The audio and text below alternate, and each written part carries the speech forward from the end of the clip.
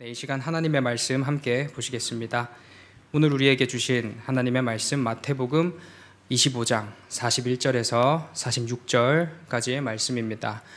제가 가진 성경으로는 신약성경 44페이지 어간에 있습니다. 마태복음 25장 41절에서 46절까지의 말씀입니다. 또 왼편에 있는 자들에게 이르시되 저주를 받은 자들아 나를 떠나 마귀와 그 사자들을 위하여 예비된 영원한 불에 들어가라.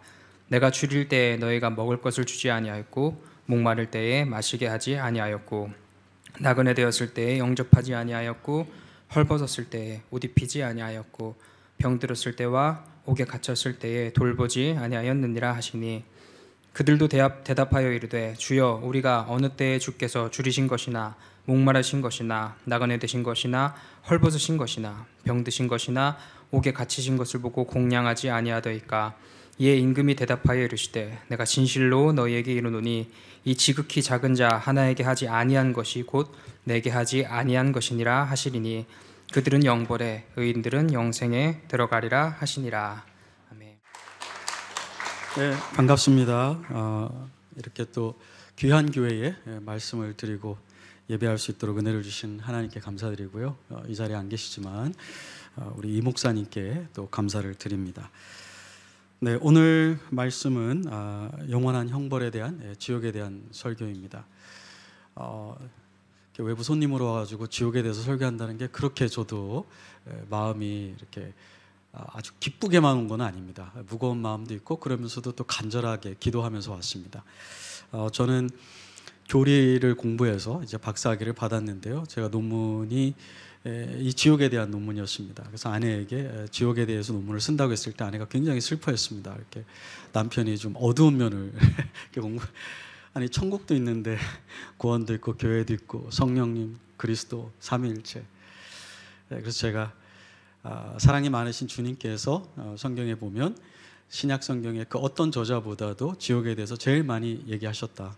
그리고 주님은 복음을 전하실 때 천국만 얘기하신 것이 아니라 우리가 그 천국의 진정한 의미를 알기 위해서 우리가 어디에서 나온 것인지 무엇으로부터 도대체 구원을 받은 것인지 그것에 대해서 얘기하셨고 지옥에 대해서 얘기할 때는 너무나 사랑하기 때문에 하나님이 창조하신 인간이 결코 이 지옥의 형벌을 받아서는 안 된다는 그 안타까운 마음에서 지옥에 대해서 얘기하신 것이다. 그래서 나는 예수님의 제자로서 예수님이 말씀하신 것을 나도 증거해야 된다고 믿고 또 우리 교회도 세상 사람들이 좋아하진 않겠지만 또 듣기에 아주 편한 주제는 아니지만 반드시 이 주제를 세상 가운데 선포하는 것이 예수님의 신실한 제자가 되는 길이라고 믿는다. 그리고 복음 전파에서 천국만 얘기하는 것이 아니라 천국이 천국다워지기 위해서는 천국이 왜 천국인지를 알기 위해서는 주님께서 말씀하신 이 영원한 형벌에 대해서도 분명하게 선포되어야만 우리가 천국을 정말 감사하게 될 것이다. 그렇게 제가 설득을 했었습니다.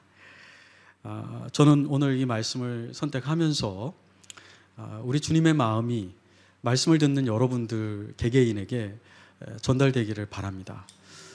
이 땅에 우리를 구원하기 위해서 오신 주님이 얼마나 간절한 마음으로 이 영원한 형벌에 대해서 이렇게 반복적으로 말씀하셨는지, 그래서 우리도 그 마음을 가지고 주님처럼 세상 가운데 이 영원한 형벌이 있음과 이곳에서 구원받을 수 있는 길이 있음을 알려주고 한 명이라도 더 건져내는 그런 사역에 여러분들이 다 쓰임받기를 바랍니다. 지옥은 우선 상태가 아닙니다. 상태이지만 장소입니다. 오늘 46절에 보시면 예수님께서 영원한 벌, 지옥의 형벌이죠. 그 다음에 영생, 천국을 이렇게 대조하셨습니다. 평행 구조로 가고 있죠. 그래서 천국이 장소인 것처럼 여러분 천국 장소입니다. 어떤 상태가 아닙니다. 물론 거기에 상태가 있겠지만 장소를 전제로 한 상태입니다.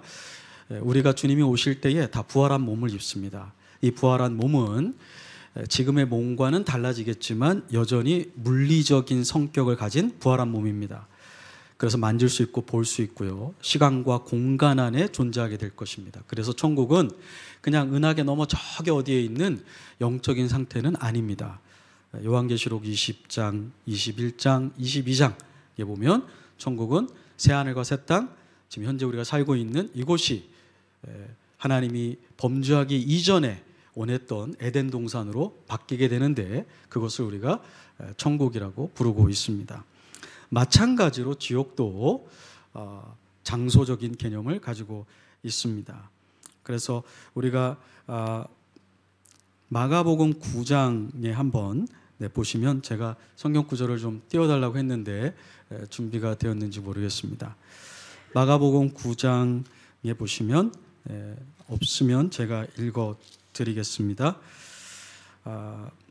43절에 만일 내 손이 너를 범죄하게 하거든 찍어버리라. 장애인으로 영생에 들어가는 것이 두 손을 가지고 지옥 곧 꺼지지 않는 불에 들어가는 것보다 나으니라. 45절 만일 내 발이 너를 범죄하게 하거든 찍어버리라. 다리 저는 자로 영생에 들어가는 것이 두 발을 가지고 지옥에 던져지는 것보다 나으니라. 48절 거기에는 구더기도 죽지 않고 불도 꺼지지 아니하느니라. 거기에는 장소를 나타내는 부사입니다. 예수님은 지옥을 상태로만 얘기한 것이 아니라 상태를 가지고 있으나 장소로 얘기하셨습니다. 우리가 그 장소가 어딘지 쓸데없이 알아볼 필요는 없습니다. 성경에서 장소가 어딘지에 대해서는 얘기하지 않았기 때문에 장소라는 것을 기억하시면 됩니다. 왜냐하면 부활은 믿지 않는 자도 부활하기 때문입니다. 다니엘서 12장 2절에 보시면은 이제 세상 끝에 땅 티끌 가운데 자던 자들이 다 일어날 터인데 어떤 이들은 영원한 영광을 받기 위해서 일어나는 자가 있고 어떤 자들은 영원한 수치를 받기 위해서 일어나는 자가 있다. 예수님이 그 말씀을 요한복음 5장 29절에 인용을 하셨습니다. 그래서 이제 인자가 마지막에 와서 얘기할 때에 그 음성을 듣는 자가 다 일어나는데 죄인들은 심판의 부활을 받기 위해서 일어날 것이라고 얘기하고 있습니다.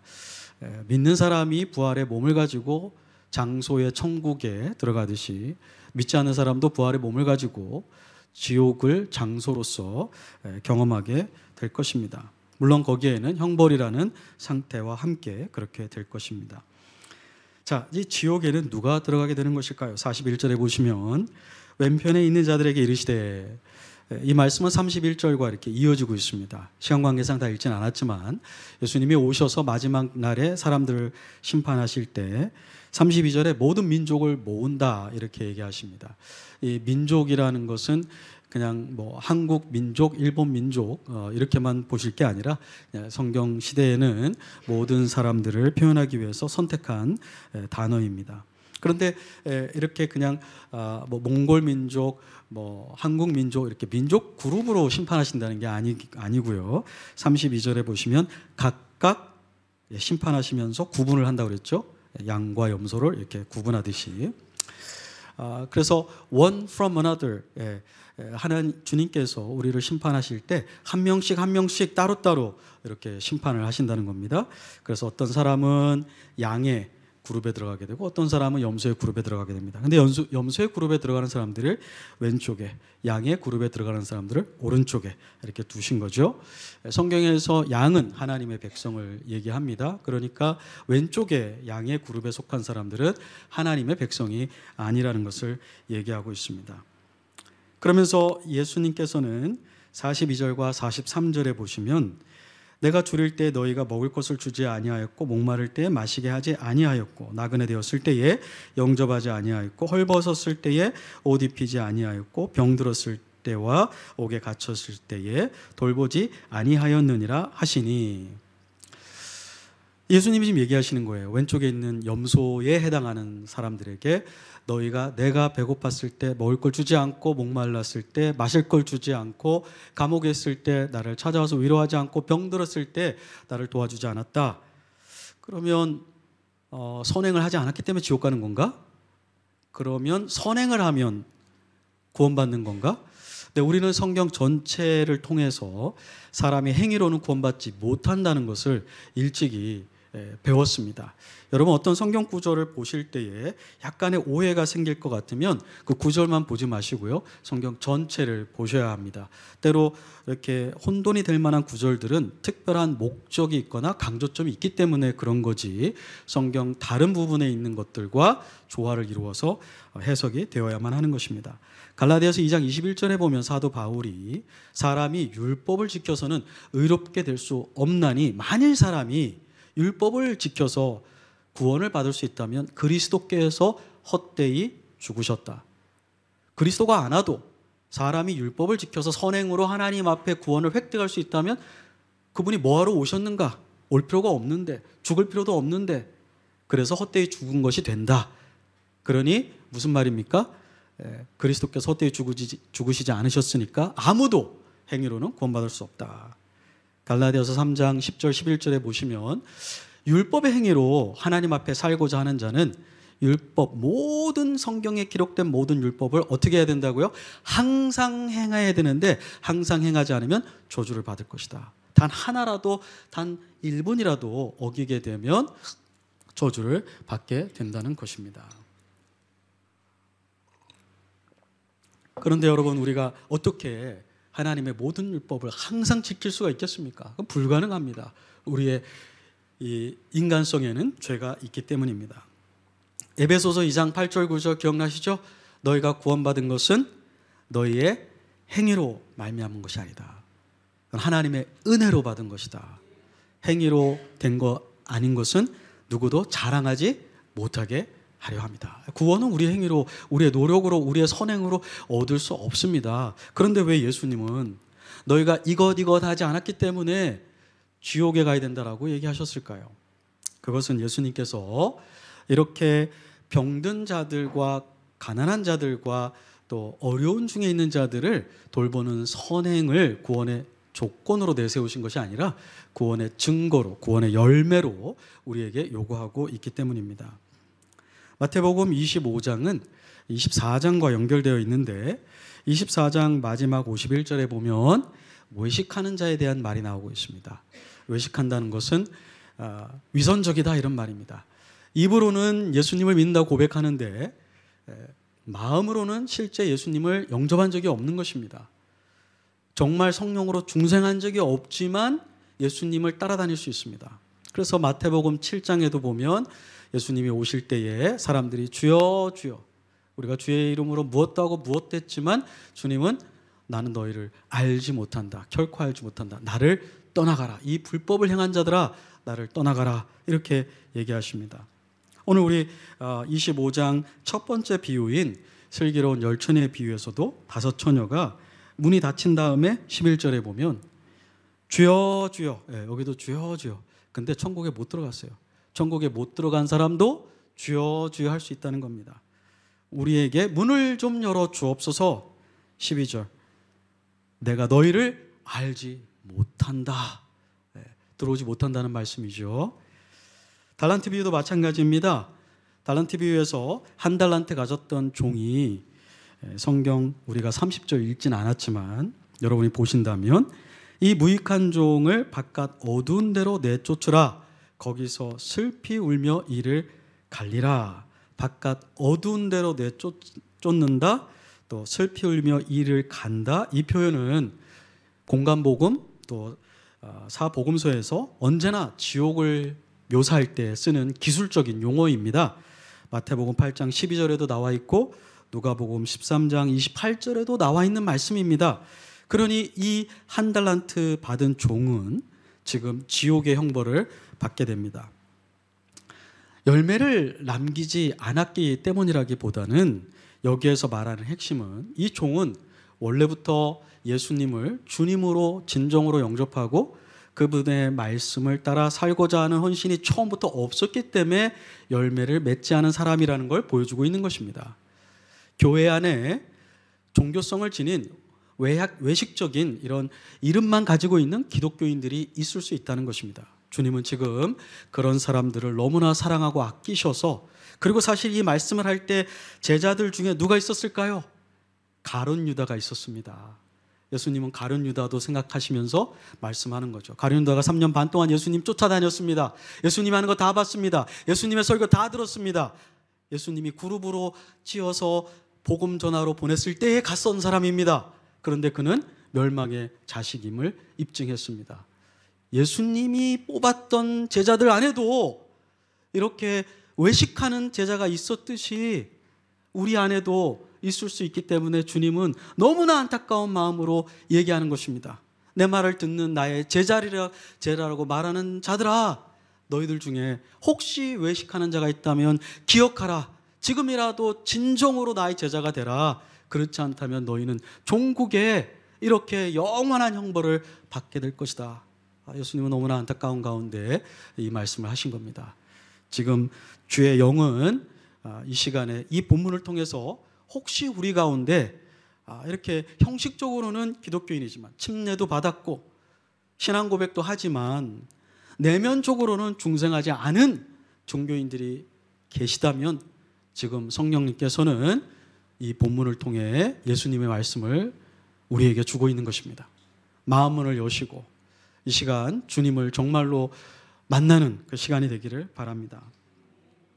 그러면 지옥은 어떤 곳일까요? 지옥에 세 가지 성격이 있습니다. 첫 번째는 지옥은 영원한 추방입니다. 하나님 나라에서, 천국에서, 사랑이 충만한 아버지의 임재 가운데에서 영원히 분리되는 것입니다. 41절에 보니까요, 예수님께서 왼쪽에 있는 자들에게 이렇게 얘기하시죠. 나를 떠나가라. 너희는 나와 함께 할 수 없다. 30절에도 바깥 어두운 데로 쫓아내라. 아까 우리가 잠깐 살펴보았지만 11절에 문이 닫히는, 그래서 더 이상 들어올 수 없는 이러한 하나님의 나라에서, 천국에서 영원토록 추방된 상태로 살게 된다는 것입니다. 뭐 천국에 살았었는데 추방됐다 이런 말이 아니고요. 마치 추방된 자가 겪는 그러한 고통을 지옥에 있는 자가 겪게 된다는 것입니다. 하나님 아버지의 사랑을 이제 영원토록 경험할 수 있는 그 기회가 박탈되는 것입니다.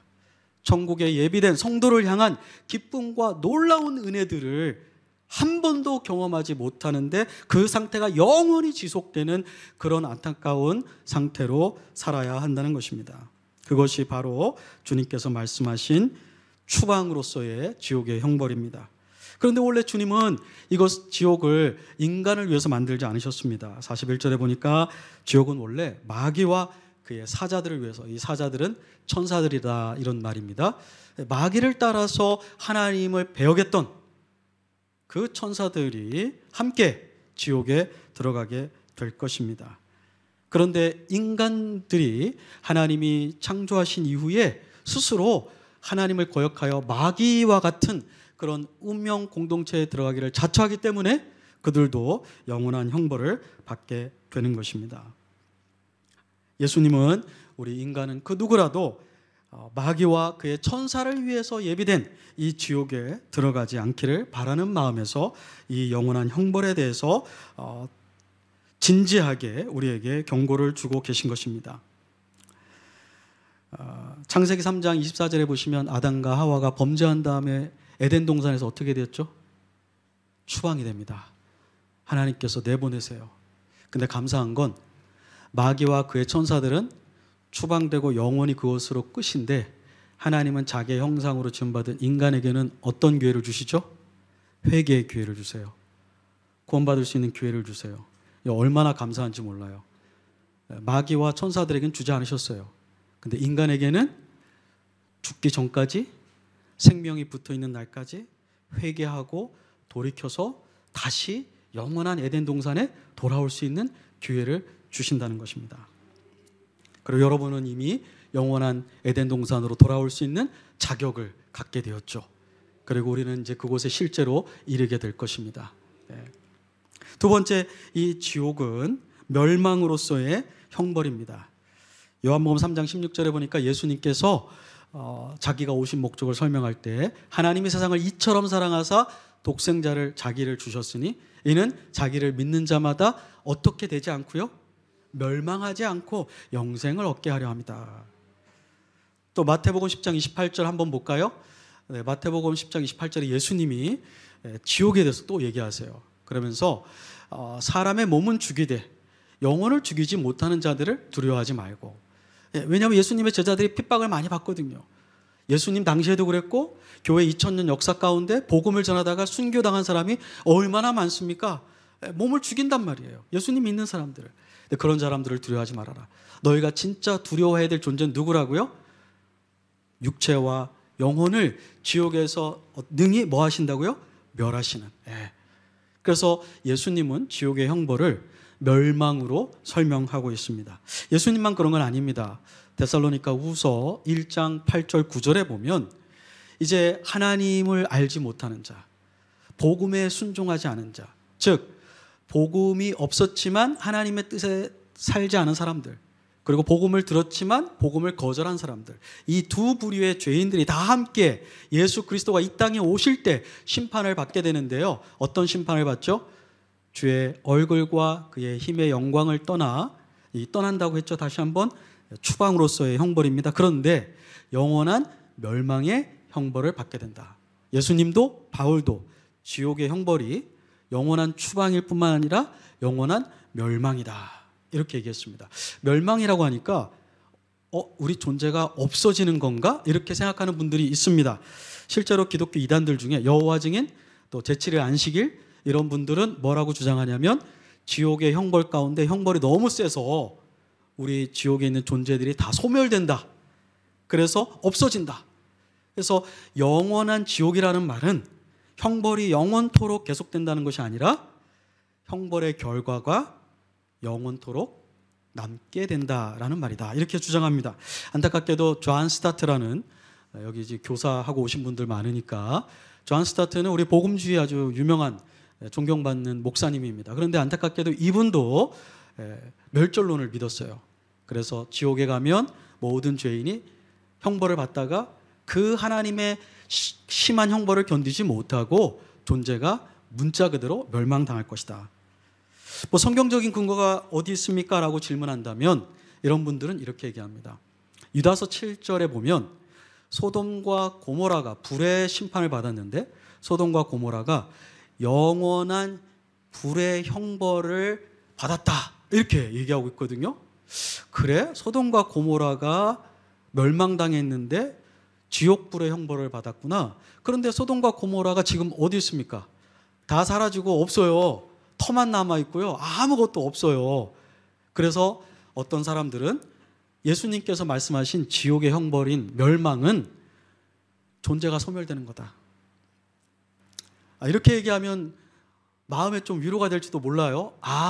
형벌을 영원토록 받는 게 아니라 받다가 우리 존재가 사라지면 그것이 우리가 좀 위로가 되지 않을까. 지옥에 가는 사람들에게 뭐 좀 괴로움은 있겠지만 뭐 존재가 없어지는 거니까 그렇게 끝까지 고통스럽지는 않을 거야.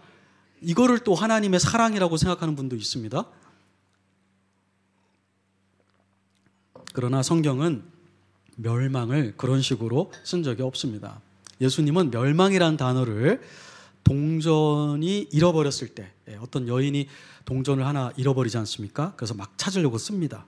또 하나는 가죽부대, 포도주 가죽부대인데 낡은 가죽부대예요. 거기다가 새 포도주를 넣으니까 무거워서 낡은 가죽부대가 터져버립니다. 그래서 터진다, 또는 잃어버렸다, 또는 향유가 이렇게 병 안에 있어야 가치가 있는데 어쩌다가 이게 그냥 다 쏟아졌어요. 발에다가 부어버렸어요. 머리에다가 부어버렸어요. 그리고 쏟아진 향유는 어떻게 됩니까? 가치가 이제 뭐 팔 수가 없지 않습니까? 성경에서 예수님이 사용한 이 멸망한다라는 단어는 기능이 상실되었다. 포도주 가죽이 더 이상 포도주를 담을 수 없다. 동전이 존재하긴 어디 존재하는 데에 뭐 그걸 찾지를 못하니까 기능이 상실된 거죠. 가치가 없어진 거죠. 향유도 쏟아졌어요. 향유 자체가 없어진 건 아닌데 팔 수가 없게 된 거죠. 가치가 없어진 겁니다. 예수님은 이럴 때 멸망이라는 단어를 쓰셨어요. 예수님만 그런 건 아닙니다. 바울도 멸망이라는 단어를 디모데전서 6장 9절에 보니까 탐욕이 사람을 멸망으로 이끈다 그랬습니다. 돈에 탐욕스러운 사람이 돈 때문에 멸망한대요. 그럼 돈에 욕심이 있는 사람이 갑자기 존재가 싹 사라집니까? 아니죠. 돈 때문에 사람이 어떻게 된다는 거예요? 하나님의 형상대로 지음받은 그 존재의 기능과 가치를 발현하지 못하고 죄에 꽉 묶여서 하나님이 원치 않는 대로 존재한다는 거죠. 존재는 하는데 하나님이 원하는 존재의 기능과 가치를 더 이상 발휘하지 못한다. 이것이 성경이 말하는 멸망입니다. 무엇입니까?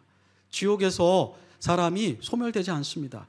영생을 얻지 못한다고 소멸되는 거 아닙니다. 왜요? 성경은 분명히 다니엘서 12장 2절과 요한복음 5장 29절에 죄인도 뭘 받는다고 했어요? 부활의 몸을 가져요. 그런데 요한복음 5장 29절에서는 심판을 받기 위한 부활이라고 얘기했어요. 죄인들도 부활의 몸을 받습니다. 우리는 부활의 몸으로 영원한 천국에서 중단 없이 하나님과 영원한 기쁨과 사랑의 교제를 나누기 위해서고, 죄인들은 하나님의 그 영원한 형벌을 견디기 위해서 부활체를 입게 된다는 것입니다. 또 하나 마태복음 11장에 보시면 20절과 24절에 예수님이 막 책망하시는 도시들이 있어요. 화 있을진저 고라시나, 화 있을진저 베세다야, 화 있을진저 가버나움아. 왜 그렇게 책망을 하시죠? 자기가 기적을 행하시고 복음을 전했는데 꿈쩍도 안 해요, 이 사람들이. 그러면서 뭐라고 그러세요? 내가 너희에게 행한 이 권능을, 기적을, 두로와 시돈은 구약의 도시예요. 예수님은 구약의 그 도시에 방문한 적이 없으세요. 성육신을 안 하셨으니까요. 그런데 만일 그렇게 내가 했다면 그 멸망받은 구약의 두로와 시돈이 어떻게 해요? 오늘까지 있으리라. 회개하고 남아 있으리라. 그리고 멸망의 날에 너희들보다 심판의 날에 더 심판을 잘 견딜 것이다. 내가 너에게 행한 기적을 소돔에게 행했더라면 소돔이 너희보다 심판날에 더 견디기 쉬울 것이다. 소돔이 구원받았다는 말 아닙니다. 천국 간다는 말 아닙니다. 그러나 심판날에 예수님을 직접 보지 않고 멸망당한 죄인들이 예수님을 직접 듣고 예수님의 기적을 직접 보고서도 예수님을 부정한 죄인들보다는 지옥에서 덜 고통스럽죠. 지옥의 형벌이 고통스럽지 않은 게 어디 있을까요? 그렇지만 차이가 있다는 걸 예수님이 얘기하십니다. 소돔과 고모라는 다 멸절되지 않았습니다.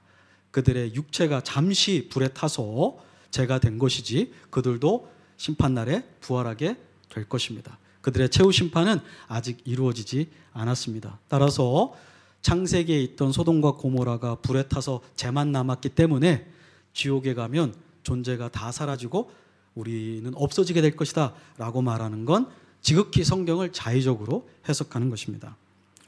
또 마가복음 9장을 한번 볼까요, 여러분? 아까도 우리가 봤지만 마가복음 9장 마지막 절, 제가 여러분들에게 드린 성경의 그 마지막 절에 한번 보시면 좋겠습니다. 누가복음 9장 48절 혹시 보여줄 수 있으시면 거기에 보시면 거기에는 구더기가 죽지 않고 불도 꺼지지 아니한다. 이 말씀은 예수님이 지어낸 게 아닙니다. 이것은요, 이사야 66장 24절에 선지자 이사야가 종말에, 이사야 66장은 이제 새하늘과 새 땅, 요한계시록 21장 22장을 미리 예언했어요. 요한이 요한계시록 21장 22장을 그냥 혼자 막 얘기한 게 아니고요, 이미 이사야 선지자가 구약에 얘기한 걸 성령님이 더 깊게 가르쳐 주셔서 똑같은 주제를 더 확장하고 있는 게 요한계시록이에요. 그 이사야 66장 맨 마지막 절에 보면 이사야 선지자가 지옥에 대해서 얘기합니다. 그때 했던 말이 뭐냐면 그 지옥 형벌 가운데 벌레가 죽지 않는다. 벌레가 죽지 않는다는 건 뭘까요? 구더기가 죽지 않는다는 건 뭔가 계속해서 그 구더기가 먹을 수 있는 뭔가가 있기 때문입니다. 또 불이 꺼지지 않는다고 그랬어요. 불이 꺼지지 않는다는 건 태우는 것이 있기 때문에 꺼지지 않는 것입니다. 기독교 역사에서 이 구더기와 불을 문자적으로 볼 거냐, 비유적으로 볼 거냐 논란이 많이 있었고요. 하나님의 경건한 신학자들 안에도 이 견해가 이렇게 나눠지고 있습니다. 이거를 문자적으로 보든 문자적으로 보지 않든 이걸 가지고 이단이다 이렇게 얘기할 수는 없습니다. 어거스틴 같은 경우에는 이거를 문자로 이해를 하셨어요. 그러면서 이 불은 현재 우리가 가지고 있는 불보다 더 특별한 능력을 받게 되는 불이 될 것이다. 그래서 육체가 없는 마귀도 벌을 할 수 있는 불이 될 것이고 육체와 영혼이 같이 있는 인간도 벌을 주는 그러한 불이 될 것이다. 하나님이 천지를 창조하셨고 무에서 유를 만드셨기 때문에 하나님이 창조한 창조물에 새로운 기능을 더한다고 해서 신학적으로 전혀 문제가 될 것은 없습니다. 그러나 이걸 비유적으로 본다고 해도 여러분이 잊지 말아야 될 것은 성경의 저자들이 하나님의 심판에 대해서 비유적인 표현을 썼을 때에는 그 실제적인 고통을 부인하고자 하는 것이 아니고요. 환상 가운데 본 그 지옥의 형벌이 너무나 끔찍한데 차마 인간의 이 단어로는 다 표현할 수가 없기 때문에 시적인 용어를 사용하는 경우도 있다는 것입니다. 물질적인 그 불로 보든 비유적인 것으로 보든 지옥의 형벌은 하나님께서 창조하신 원래의 기능을, 원래의 가치를 제대로 발휘하지 못하고 상실하게 하는 멸망으로서 우리에게 주어진다는 것입니다.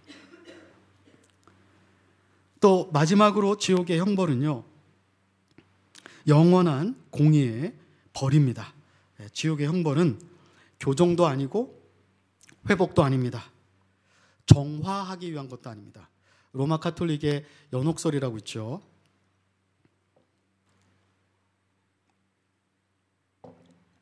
로마 가톨릭의 연옥설은 뭐죠? 신자가 죽은 다음에 죽기 전에 있는 죄를 다 자백하지 못했어요. 그래서 죄성이 남아있어요. 그런데 천국에 들어가려고 하니까 더러운 거예요. 그래서 천국에 들어가기 전에 주님 오시기 전까지 어떻게 한다고요? 불의 형벌을 받아서 깨끗하게 된다. 불이 태우거든요. 그래서 불순물을 태우듯이 우리의 죄성을 태워서 주님 오실 때에 또는 오시기 전에 깨끗해지면 이제 천국에 들어간다. 이게 이제 연옥설입니다. 또 보편구원론자라고 있어요. 보편구원론자들은 하나님이 사랑이기 때문에 모두 다 구원한다. 이렇게 얘기를 합니다. 그래서 하나님은 전능하신 분이기 때문에 그분의 전능하신 사랑은 모든 죄인을 결국은 하나님께 회개하도록 만든다. 이렇게 얘기를 합니다. 그러나 성경은요, 죽은 이후의 회개에 대해서 어떠한 가르침도 주고 있지 않습니다. 히브리서 9장 27절은 사람이 한 번 죽는 건 정한 것이고 그 이후에는 심판만 남아있다. 이렇게 얘기합니다. 여러분, 누가복음 16장에 그 부자가 있지 않습니까? 최후의 심판을 맞기 전까지 중간 상태에서 형벌을 받고 있는 이 부자 결코 회개하지 않았습니다. 비록 아브라함에게 이 땅에 살고 있는 자기 동생 5이 지옥에 오지 않도록 죽은 나사로를 다시 살게 해서 보내준다면 좋겠습니다라고 얘기는 했지만, 그러나 이 부자는 하나님과 나사로에게 회개한 적이 없습니다. 회개는 자기가 죄인인 것을 인정하고 하나님께 어떤 죄를 지었는지를 고백하는 것인데, 이 부자는 한 번도 하나님께 자기의 죄를 인정한 적이 없습니다. 또 자기의 아주 가까운 이웃이었던, 자기가 무시하고 돌봐주지 않았던 나사로에게 회개하지 않았습니다. 오히려 아브라함에게 이 나사로를 이용하려고 하죠. 나사로의 손에 물을 찍어다가 나에게 좀 적셔주게 하십시오. 아직도 나사로를 자기 아래에 있는 수하 정도로 생각하는 이런 죄된 마음을 보여주고 있습니다. 25장 30절에 보면 지옥에 들어가는 사람들의 특징이 나오는데, 슬피 울며 뭐를 한다고요? 이를 간다. 이를 가는 건 감사하는 마음 아닙니다. 여러분, 감사하는 사람이 이를 갈면서 감사한다고 하는 거 보셨어요? 누가 잘못했는데 자녀가 부모에게 이를 바드득 갈면서 아빠 잘못했어 이렇게 얘기한다면 그건 뭐예요? 잘못한 거를 인정하지 않는 거죠. 지금 나 때린다고 하니까 뭐 내가 할 수 없이 이렇게 하지만 그런 거죠. 지옥에서도 죄인들이 이를 간다는 거예요. 하나님께 감사하는 마음이 없습니다. 몸과 영혼을 다해서 주 너희 하나님을 사랑하라고 했는데 결코 그렇게 하지 않습니다. 요한계시록 16장에 보시면 8절부터 11절까지 천사가 마지막 날 이 땅에 하나님을 거역하는 백성들에게 심판을 하는데 불의 심판을 내려요. 불의 심판을 받으니까 타게 되죠. 그래서 사람들이 막 하나님을 원망합니다. 자기의 몸이 탄 것에 대해서. 그리고 11절에 그들이 하나님을 원망하며 회개하지 아니하더라. 여러분, 심판을 받는다고 회개할 것 같아요? 벌을 받는다고? 아닙니다.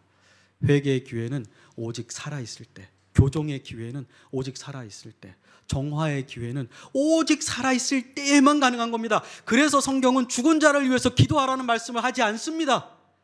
살아있는 죄인을 위해서, 살아있는 원수를 위해서 기도하라고 했지, 죽은 이후에는 하나님의 주권에 완전히 속한 것이기 때문에 더 이상 회개가 일어나지 않습니다.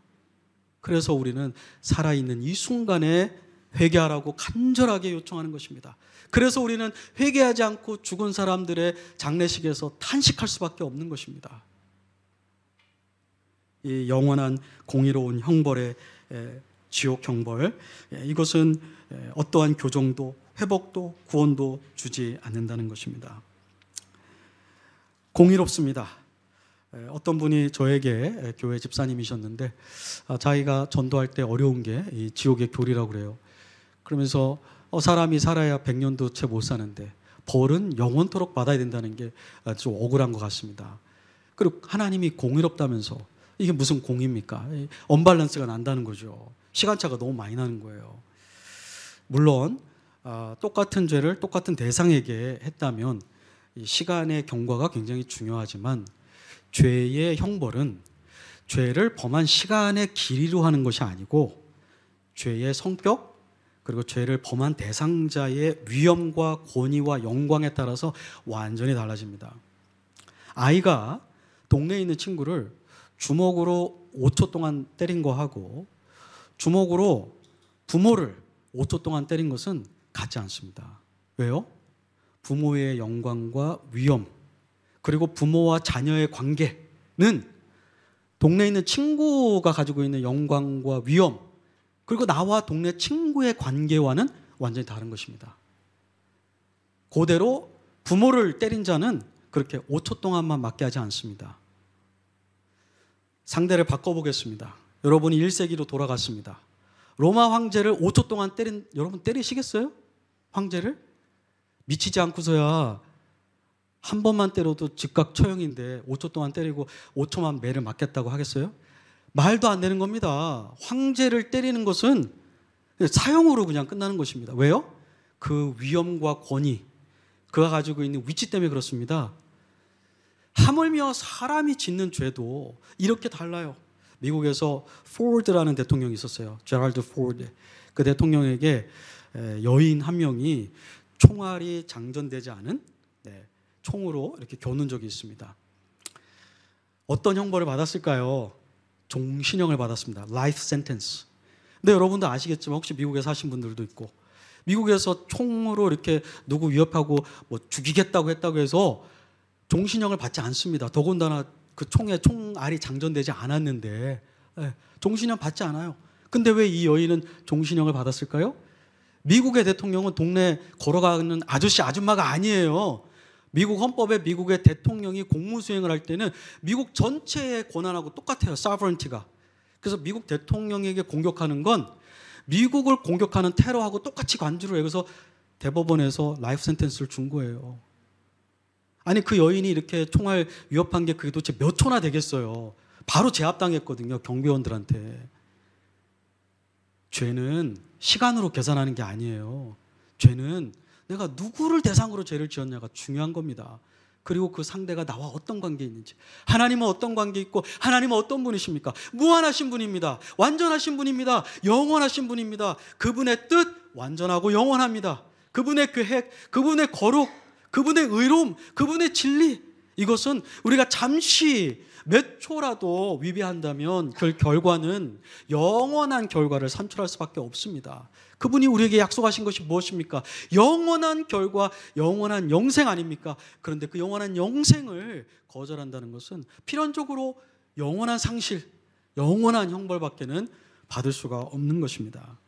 이 지옥의 형벌을 불의하다고 하나님 앞에 억울하다고 할 수 있는 사람은 없습니다. 또 이 지옥의 형벌은 아주 공정합니다. 그래서 여러분들 아까 말씀드렸던 마태복음 11장 20절 24절에도 예수님이 뭐라고 그러셨어요? 두로와 시돈, 소돔은 내가 직접 가서 전도한 적이 없다. 내 복음을 직접 들은 적이 없다. 그래서 마지막 심판날에 내 복음을 직접 듣고 거절한 자들보다는 덜 심한 책망을, 심판을 받게 될 것이다. 그러니까 구원받는다는 말은 아닙니다. 왜냐하면 일반 계시를 통해서 모든 사람은 죄를 짓기 때문입니다. 누가복음 12장 47절 48절에 보면 예수님이 그런 말씀하시죠. 주인의 뜻을 알고도 계획하지 않고 실천하지 않는 종은 매를 많이 맞을 것이고 주인의 뜻을 알지 못하고 맞을 짓을 한 자, 즉 특별 계시, 복음에 대해서는 못 들었어요. 그런데 맞을 짓을 했어요. 모든 사람은 죄인이기 때문에 하나님의 영광에 이르지 못하거든요. 죄를 다 범했습니다. 그래서 맞을 짓을 한 거죠. 그러나 그는 그 전자보다는 매를 덜 맞는다. 그렇지만 영원한 형벌에 결코 들어가서는 안 됩니다. 그것은 우리가 하나님 앞에 아주 고통스러운 형벌을 받게 때문입니다. 우리 요한계시록 말씀을 한번 보여주시면 감사하겠습니다. 요한계시록 20장 있는 말씀. 그들을 미혹하는 마귀가 불과 유황못에 던져지니 거기는 그 짐승과 거짓 선지자도 있어 세세토록 밤낮 괴로움을 받으리라. 사망과 음부도 불못에 던져지니 이것은 둘째 사막 곧 불못이라. 누구든지 생명책에 기록되지 못한 자는 불못에 던져지더라.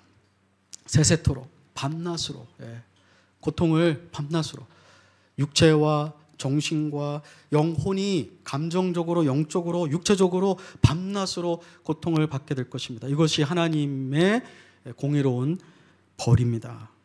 이러한 지옥에 절대 들어가서는 안 되는 것입니다. 오늘 이 말씀은 우리에게 몇 가지 시사하는 바가 있습니다. 먼저 우리는 이 말씀을 통해서 예수 그리스도의 그 십자가의 사역을 감사하는 마음을 더 가져야만 할 것입니다. 주님께서 왜 아버지와 할 수만 있으면 이 잔을 내게서 옮겨달라고 했을까요? 순교자들은요, 멋있게 당당하게 순교했습니다. 기독교 역사에서 두려워하지 않았어요. 근데 예수님은요, 아버지께 할 수만 있으면 아버지, 이 잔을 내게서 멀어지게 피하게 하여 주옵소서. 그래서 실제로 고대에 기독교를 비방했던 그 이교도들은 야, 너희의 주라는 그 예수는 뭐 그렇게 죽는 걸 두려워했냐? 아니 플라톤도 소크라테스는 독배를 그냥 멋있게 이렇게 마셨잖아요. 아니 여기 이교도들 중에는 자기의 신을 위해서 죽는 걸 아깝게 생각하지 않고 두렵지 않고 그냥 멋있게 받아들이는데, 아니 너희의 구주라는 예수는 뭘 그렇게 피하려고 했어? 이렇게 조롱까지 했어요. 예수님이 죽음이 두려워서가 아니죠.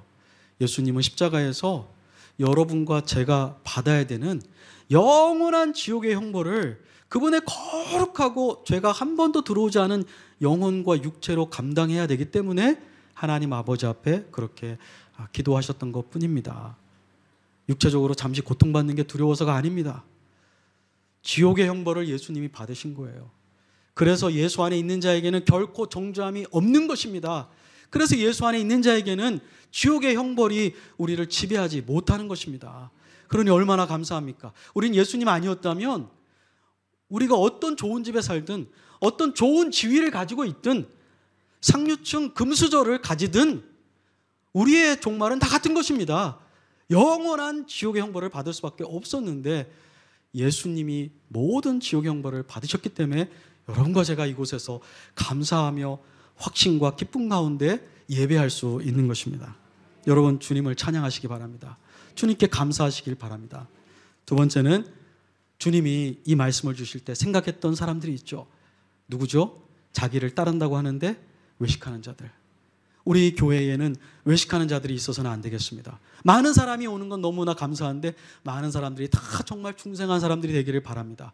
그 누구 한 명이라도 겉으로만 주여 주여 하고 내면으로는 주님이 오셨을 때 너는 왼편으로 가라라는 선언을 받지 않도록 우리가 서로 확인하고 도와줘야 될 것입니다. 기도해 줘야 될 것입니다. 저 형제 누구 집사님 자녀로 우리 교회에서 10년 20년 있었는데 아직도 구원의 확신이 없구나. 주여 저 형제를 긍휼히 여겨 주시옵소서. 어떻게 할까요? 제가 간증도 해야 될 거고요, 믿음도 갖도록 격려도 해야 될 거고요, 말씀도 가르쳐 줘야 될 거고요, 기도도 해야 될 것입니다. 또 하나는 교회 밖에 있는 사람들입니다. 교회 안에 있는 사람들이야 설교를 통해서라도 지옥에 대한 이 사랑의 경고를 받겠지만 교회 밖에 있는 사람은 어떻게 알겠습니까? 우리가 침묵한다면. 오직 우리가 입을 열어 주님과 같이 외칠 때에만 들을 수 있습니다. 우리랑 지금 직장 생활하는 분들, 동호회에 있는 분들, 영화 같이 보러 가고 커피 같이 마시는 분들, 우리 친척들, 우리 형제 자매들, 우리 부모님, 우리 아니면 도대체 누가 이 영원한 지옥의 형벌로부터 건진받을 수 있는 이 구원의 열쇠를 누가 전해주겠습니까? 우리 아니면 안 됩니다. 우리 아니면. 마지막으로 이 지옥의 형벌은 경고이기도 하지만 우리 순례자인 성도들에게 또 위로가 되기도 합니다. 여러분, 이 정부가, 이 세상의 나라들이 언제 공의를 완전하게 집행하던가요? 집행하지 못합니다. 항상 부족함이 있고요. 억울하게 집행하는 경우도 있고요. 악을 행한 자가 평안히 살다 건강하게 죽는 경우도 많습니다. 그런데 이 영원한 형벌의 이 가르침은요, 우리 성도들로 하여금 원망을 품지 않도록, 보복하고 싶은 마음을 갖지 않도록, 모든 것은 하나님께서 최후 심판의 날 바로잡으실 것입니다. 그리고 하나님께서 의를 집행하실 것입니다. 그 누구도 하나님의 공의로운 의를 피해갈 수가 없을 것입니다. 여러분, 이 지옥은, 영원한 형벌은 하나님의 사랑과도 관계가 있습니다. 미로슬라브 보프라는 분이 있어요. 이분은 구 유고슬라비아에서 있었던 신학자인데, 유고슬라비아가 민족들이 이렇게 갈라졌지 않습니까? 당시 세르비아 민족들이 다른 민족들, 소수민족을 굉장히 많이 죽였어요. 근데 이분은 소수민족에 속한 분이었어요. 자기 마을이 황폐화되고, 그분의 글에 이렇게 나옵니다. 우리의 어머니들과 우리의 자매들은 군인들에 의해서 강간을 당하고, 우리의 아버지와 우리의 아들들은 군인들에 의해서 목이 잘리고, 엄청나게 많은 그 정말 잔악한 일들이 많이 발생했거든요. 국제헌법재판소에서 뭐 다 해결했을까요? 천만의 말씀입니다. 해결되지 않았어요. 이분은요, 예전에 이 지옥의 교리를 무시했던 분이에요. 우리 하나님이 사랑의 하나님인데 무슨 영원히 형벌을 줘? 말도 안 되는 이 근본주의자들의 신앙이다. 이렇게 비난했던 분이에요. 그런데 이 악한 시기를 지나가면서 이분은 오히려 영원한 형벌에 대한 가르침에서 하나님의 공의와 그리고 자기 양심의 평화를 발견했어요. 자기가 총을 들고 찾아가서 죽일 게 아니라 하나님께서 해결하시는구나. 그리고 하나님은 사랑임에도 불구하고 형벌을 내리시는 게 아니라 하나님은 사랑이기 때문에 형벌을 내릴 수밖에 없다. 하나님은 진리를 사랑하시고 거룩을 사랑하시고 의를 사랑하기 때문에 죄를 그냥 관가할 수 없는 분이고, 거짓을 진리로 인정할 수 없는 분이고, 사랑이시기 때문에 그분은 진정으로 심판을 할 수밖에 없는 하나님이시다.